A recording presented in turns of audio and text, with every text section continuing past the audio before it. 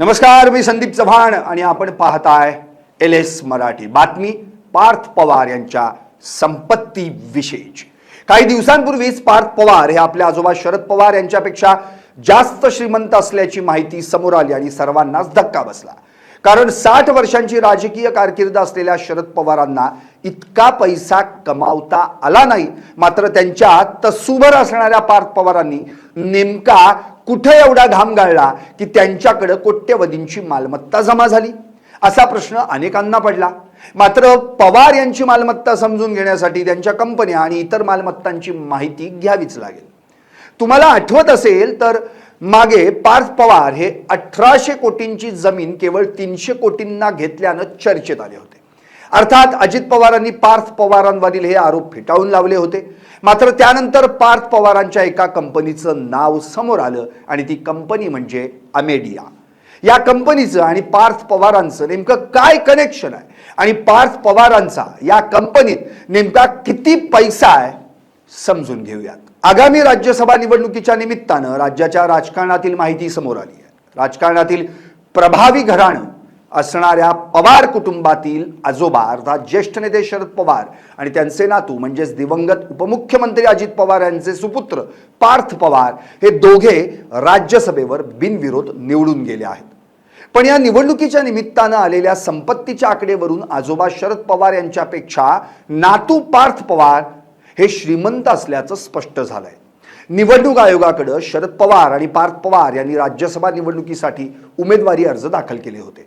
त्या अर्जासोबत नियमानुसार या दोघांनी आपल्या संपत्तीचा तपशील असलेलं प्रमाणपत्र देखील सादर केलं.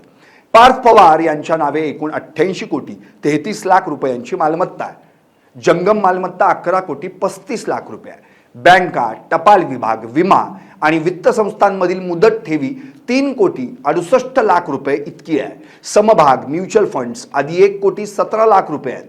सोने चांदीचे दागिने, वस्तू 1 कोटी 31 लाख रुपये आहेत. स्थावर मालमत्ता, बारामती तालुक्यातील शेतजमिनी, पुण्यातील घर याचे सध्याचे अंदाज मूल्य 76 कोटी 98 लाख रुपये आहे.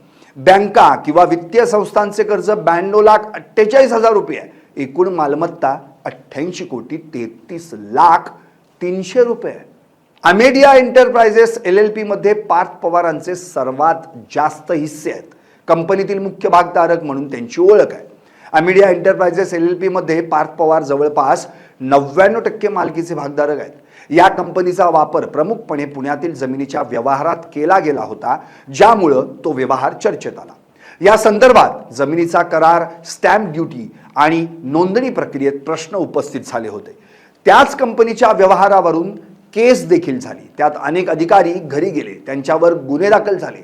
त्यात दिग्विजय पाटील आणि शीतल तेजवानी हिच्यावरही गुन्हा दाखल झाला. मात्र या प्रकरणात ज्या कंपनीचं नाव चर्चेत आलं त्याच कंपनीचे 99% म्हणजे जवळपास पूर्ण मालक हे पार्थ पवार आहेत.